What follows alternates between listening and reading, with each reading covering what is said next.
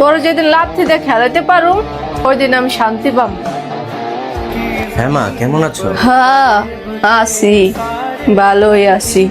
তুই আসিস দূরে, কি আর কমু তোরে, মন খারাপ হইব তোর, এর লেগা কিছু কই না। হ্যাঁ, কেন, কি হয়েছে? কই তো শরম লাগে, তোর বউ এই যে তুই যাওয়ানোর পরেতে কার লগে ঘন্টার পর ঘন্টা পেঁচাল পারে কইতে পারি না। হ্যাঁ, তুমি কিছু বলো না। আমি আর কি বলবো, আমি আর তোর বউরে কিছুই বলি না, কোনো সময় কিছু বলি না। আমি 2-1 দিনের মধ্যে দেশে ফিরছি। তুই আয়া যা করার কর, আমি কিছু জানি না। ঠিক আছে, রেখে দাও। আচ্ছা তাই রাখ, লাগছে ভালো মতো এইবার। The number you are calling cannot be reached. কি Please হলো, try again ফোনটা later. কেটে Thank দিল। you. আজ 2 দিন ধরে ফোন ধরে না, ফোন কেটে দেয়, বুঝি না কিছু।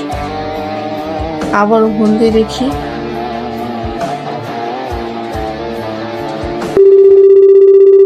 The number you আবারও are কেটে calling দিল। cannot be reached. আল্লাহ জানি খারাপ কিছু না ঘটে। মা, মা কই তুমি? আরে তুমি তুমি আসলা কখন, না বলে আসলা যে? তুমি কোনো কথা বলবা না।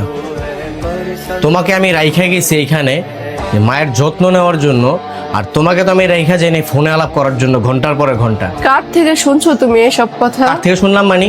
তুমি কথা বলবা না? তোমার ফোন কোথায়? আমি তোমার ফোন খুঁজছি। এই বিশ্বাসটুকু তুমি আমার প্রতি নাই? তোমার প্রতি এখন আর আমার কোনো বিশ্বাস নাই। তোমার ফোন কোথায়? আমি তোমার ফোন চেক করব। দাঁড়াও, মাথা ঠান্ডা করো। কিসের মাথা ঠান্ডা? তুমি আমাকে ভুল বুঝতেছো। তুমি কোনো কথা বলবা না, বেরো আমার বাড়ি থেকে, এখন বেরো তুমি আমার বাড়ি থেকে। দাঁড়াও বাবা, তুমি আগে এই ভিডিওটা দেখো। শরীরটা যে আজ এত খারাপ লাগতেছে, তোর যেদিন লাথি দিয়ে খেলাতে পারো ওই দিন আমি শান্তি পাবো। আমার পিঠ পিছনে এইগুলা চলতেছে, তা তুমি আমাকে বলো নাই কেন? আমি তোমাকে অনেকবার বলতে চেয়েছিলাম, তুমি কষ্ট পাবে এই কারণে বলি। আমি না বুঝা আমি তোমার গায়ে আঘাত করলাম, তুমি আমাকে এইসব কথা আগে বলবা না? আমাকে তুমি মাফ করে দাও প্লিজ, আমাকে তুমি ক্ষমা করে দাও। আমি বাবা বুঝি নাই। আইসোস, কখন আসলি? কিছু তো বললি না। তুমি কোনো কথা বইলো না। আমার পিঠ পিছনে তুমি ছুরি বসাইছো, আরেকটু এলে আমি মিতুরে ঘর থেকে বের করে দিতাম। এই যে তোমাদের মতো কিছু মায়েরা আছে, তাদের কথা শুই না। আমাদের মতো কিছু ছেলেরা আছে যারা না বুঝা তার স্ত্রীর সাথে খারাপ আচরণ করে, খারাপ ব্যবহার করে। এগুলো না মোটে উচিত না, এগুলো করবা না।